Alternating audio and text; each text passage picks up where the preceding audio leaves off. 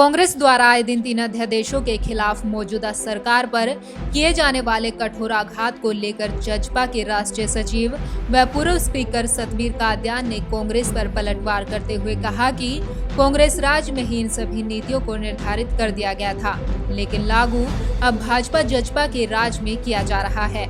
और कहा कि ज्यादातर किसान अध्यादेश के बारे में पूर्ण जानकारी नहीं रखते हैं, जिसके कारण वह लोग धरना प्रदर्शन कर रहे हैं। सतबीर कादयान का कहना है कि सरकार ने एमएसपी मूल्य निर्धारित कर दिया है, लेकिन उसके अलावा भी अगर किसान की फसल मंडी की बजाय बाहर कहीं अधिक दामों में बिकेगी तो वह बेच सकता है।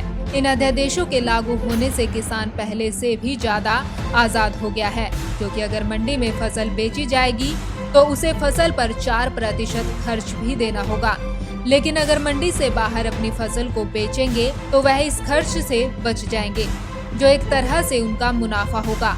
दूसरा, उन्होंने नगर निगम में होने वाले घोटालों पर बोलते हुए कहा कि कमिश्नर, मेयर और पार्षद सभी जानते हैं कि निगम में घोटाले हो रहे हैं, लेकिन बोलता कोई नहीं और न ही लिखित में आला नेताओं को कोई शिकायत ही देते हैं, जिससे कि इस समस्या का समाधान हो सके। जेबीएम कंपनी पर वार करते हुए उन्होंने कहा कि हर वर्ष करोड़ों रुपए खर्च करने के बाद भी शहर में सफाई व्यवस्था चरमराई हुई है। ठेके के बारे में बात की गई तो उन्होंने बताया कि यह ठेका कांग्रेस राज में कृष्ण हुड्डा को दिया गया था, जो कि 25 साल के लंबे समय के लिए दिया गया है और बिल्कुल सरासर गलत है। उन्होंने यह भी कहा कि कमिश्नर, विधायक, मेयर और पार्षद सभी को मिलकर जेबीएम कंपनी के खिलाफ ऊपर सरकार को लिखित में देना चाहिए, जिससे यह ठेका रद्द हो, हरियाणा प्रदेश लूटने से बच सके। जब इस बारे में मीडिया ने खुद सतबीर कादयान से बयान देने के लिए कहा तो उन्होंने कहा कि बयान तो मैं दे ही रहा हूं, इसे चलाइए और समय आने पर निगम में जाकर स्वयं भी देखूंगा और इस पर कार्रवाई के लिए सरकार को भी लिखूंगा। कांग्रेस पार्टी फजूल के इश्यूज पर रणदीप सुरजेवाला, सैलजा एक बयान रोज देता है, जिसका कोई ना सिर है ना कोई पैर है। अब ये कहते हैं जो कृषि बिल आया है, जो संशोधन आया है कृषि उपज में, 3 संशोधन आए हैं, वो किसानों के हित में है। कोई कहीं किसान अपनी उपज को बेच सकता है, इससे मंडी मिनिमम सपोर्ट प्राइस जो कि तो रहेगी, उससे ज्यादा अगर कीमत मिलती है एग्रीमेंट करे, बेच दे और अपनी फसल को कहीं भी ले जा सकता है। पहले ये नहीं था कागजों में और लागू नहीं था, अब बिल बना दिया। चौधरी देवलाल की सोच थी किसान अपनी उपज को कहीं भी ले जाए, और 1906 की बात है, समारका मंडी में यूपी से अनाज आ गया, हुड्डा की सरकार में किसान ले आए, बेचारा सस्ता बिकता होगा यूपी में, तो उनके पकड़ के जुर्माना लगाया। ये सुरजाड़ा या प्रेस कॉन्फ्रेंस आ गए, संभाल के कर ले, संभाल के आड़ती भी वही होंगे, किसान भी होंगे और हमरा भी होंगे, तो इसमें कोई नुकसान नहीं है। एग्रीमेंट करो, भाई इस बार बेचूंगा, बेच लो भाई। जो ये अध्यादेश है इनका समर्थन करते हैं आप? हाँ। तो किसान विरोध क्यों कर रहे हैं? किसान ने बेरा नहीं किए है, बेरा हो तो कर नहीं करा। ये रहा देख, किसान अपनी उपज को अपने दाम खुद तय कर ले। किसान की फसल सरकारी मंडियों में बेचने को बाध्य नहीं, जरूरी नहीं सरकारी मंडियों में बेचे, कुछ तो महंगी बिकती है, महंगा बेच लो। अच्छा, किसान अपनी उपज देश में किसी भी को भी बेच पाएंगे।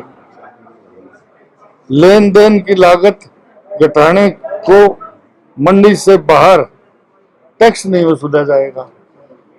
हरियाणा में 4% टैक्स है, दिल्ली में 1 है, यूपी में 2.5 है। इस तरीके से जब टैक्स कम देना पड़ेगा किसान की उपज के ऊपर, तो वो महंगी बिकेगी नहीं, कोई थोड़ी महंगी। एक तो 2080 रुपये लगे 4% के हिसाब से, अरे 20 रुपये लगे, 60 रुपये बच गए। 60 रुपये जब व्यापारी को बचेंगे, 60 में तो 20 किसान को भी दे देगा, कुछ पोर्शन मिल जाएगा किसान को भी। पता नुकसान क्या होगा। तो चौटाला को कह दिया और कोई हुआ है, गृह मंत्री कह रहा नहीं हुआ तो नहीं हुआ, इंक्वायरी करा रहे गृह मंत्री, तसल्ली कर दो लोगों की।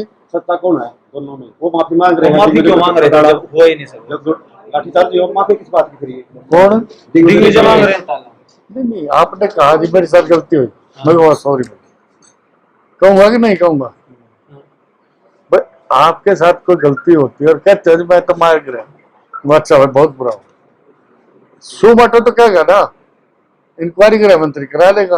बीजेपी के विधायक और बीजेपी के मेयर दोनों लड़े किस बात पर? कार्रवाई करो। कोई गलत कर रहा है, पैसे खा रहे हैं तो उनके खिलाफ कार्रवाई करो। कार्रवाई तो करते नहीं, ध्यान दो है और तुम छाप दो जो भाई, तुम छापना बंद कर दो।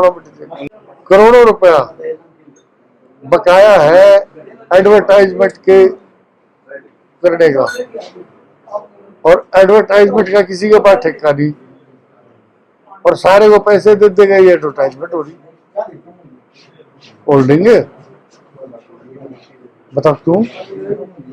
कौन जिम्मेदार? कोई नहीं बोलता। कृष्ण मूर्ति हुड्डा के हुड्डा ने, भूपेंद्र हुड्डा के हुड्डा ने ठेका ले रखा इसका सफाई का। कोई बोले सफाई बाबत है, सारे रहने का ले रखा। ऐसा कहते तो सारे हैं, रिटर्न में कोई नहीं देता इस बात को लिख के कि इस पे कार्रवाई होनी चाहिए, तो क्या आप रिटर्न में दोगे? हाँ दे दूंगा, आप लिख लो जो जी करता दे दूंगा। कंपनी के खिलाफ आप जो बोलेंगे वही लिखा जाएगा। नहीं कह रहे कोई डंडा नहीं, आपको पता है सब्जेक्ट का पता है, आप लिख ले और मैं दस्तखत कर दूंगा। आप लिखो ना के अखबार में, ये भी लिख दो। मैं कहना चाहूँगा आप लोगों के माध्यम से, जजपा और भाजपा की सरकार जो है मजबूत गठबंधन में है, और जो पानीपत में आए दिन निगम में जो भ्रष्टाचार के आए दिन अखबारों में देखने को मिलता है और आप लोग मीडिया के माध्यम से भी देखने को मिलता है, मैं समझता हूँ कि ये गलत है।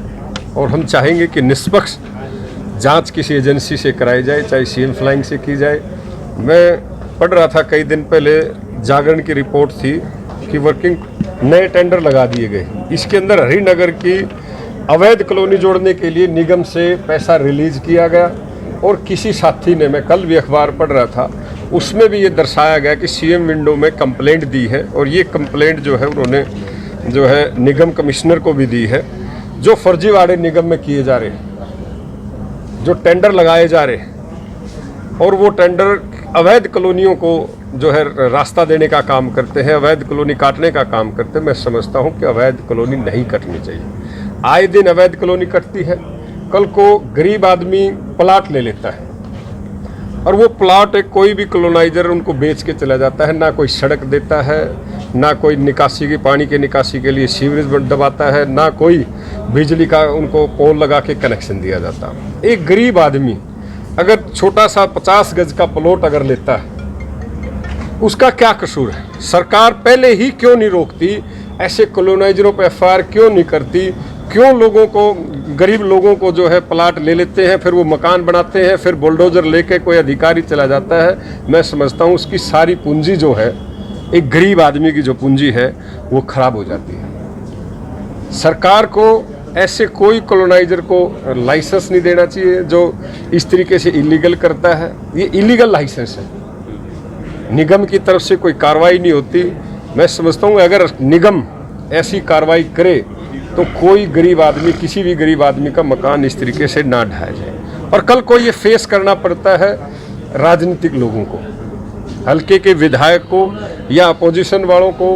कोई भी साथी अगर जाता है कॉलोनी में, मैं 24 वार्ड में गया था चुनाव के दौरान, उन्होंने कहा कि जी हमारे कॉलोनी में जो है कोई स्कूल नहीं है बच्चों का। वो 5 से 7 किलोमीटर काबड़ी पढ़ाने जाते हैं बच्चों को।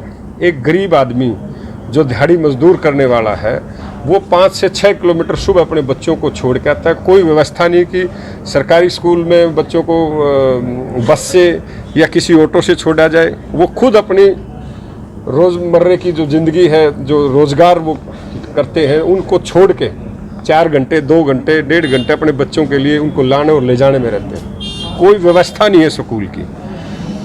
तो इस प्रकार की जो समस्याएं जो गरीब परिवारों को आती है, कॉलोनियों में जो बसे हुए हमारे साथी हैं उनको आती है, मैं समझता हूं कि सरकार को उन पर एक संज्ञान लेना चाहिए और इस तरीके की जो कमियां हैं वो दूर करनी चाहिए। नहीं, हम भरपूर प्रयास कर रहे हैं। डिप्टी सीएम दुष्यंत चौटाला जी को हम बार बार अवगत करा रहे हैं।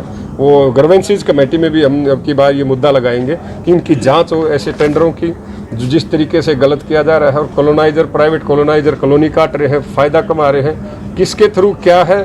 और आए दिन मैं पढ़ता हूँ कि JVM कंपनी जो सबसे बड़ा टेंडर इन्होंने 20 से 25 साल का जिस तरीके से लिया है, और आज कोई भी, चाहे वो पार्षद है या मेयर साहब हैं या कोई भी हमारे विधायक जी हैं या हम हैं या कोई शहरवासी है, आप लोग भी संतुष्ट नहीं हैं कि क्या कूड़ा सफाई जो है अच्छे तरीके से की जा रही है। तो एक्शन क्यों नहीं?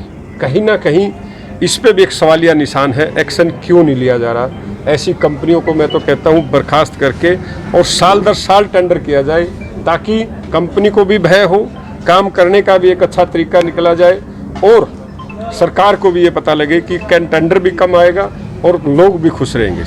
नगर निगम के कमिश्नर जो हैं ये कहते हैं कि ये ठेका डायरेक्ट सरकार द्वारा दिया गया है, तो कमिश्नर इस पर कैसे कार्रवाई कर रहे हैं? सरकार इनके ऊपर क्यों कार्रवाई नहीं करती? तो कमिश्नर साहब लिख के क्यों नहीं देते? क्यों ये टेंडर इतना लंबा किया गया? उस कहीं ना कहीं तो मनसा है। ये 13 वार्ड में हमारे एक्स MC साहब हैं, अग्रवाल साहब, हमने 5 से 6 बार कमिश्नर साहब को रिक्वेस्ट कर ली। एक लाइट जो है करीब 1 साल से बिल्कुल टावर लाइट बंद है, जिस पर सरकार का कम से कम भी 10 से 5 लाख रुपए खर्च आया, और दूसरे साथी इसको चलने नहीं दे रहे, ऑन नहीं होने दे रहे। मैं खुद डायरेक्टर साहब से मिला, मैंने उनसे खुद पर्सनल रिक्वेस्ट की, उन्होंने आदेश भी दिए, लेकिन अब तक निगम कमिश्नर साहब इस पर कोई एक्शन नहीं ले रहे। ग्रीवेंसेस कमेटी में भी दोबारा इस पर संज्ञान लेंगे। ऐसे अधिकारियों को मैं तो कहता हूँ, विद साहब का महकमा है, कहीं ना कहीं उनको इस पर कार्रवाई करनी चाहिए। मुझे इस चीज़ का नहीं पता कि आशीर्वाद किसका है किसका नहीं। मैं तो प्रशासन को कहूँगा कि ऐसा कोई भी कार्य ना करें जिस पे सवालिया निशान सरकार पे आए। हम हिस्सेदारी में हैं, हम चाहते हैं कि ऐसा कार्य ना हो जिसको हम दोनों को किसी ना किसी रूप में फेस करना पड़े। मैं खुद लिखूँगा, चिट्ठी भी अपनी तरफ से जजपा की तरफ से हम बना के भेजेंगे कि भाई ये जो कॉलोनियों में जिस तरीके से किया जा रहा है, इनको ठीक किया जाए और कॉलोनी वासियों को राहत दी जाए।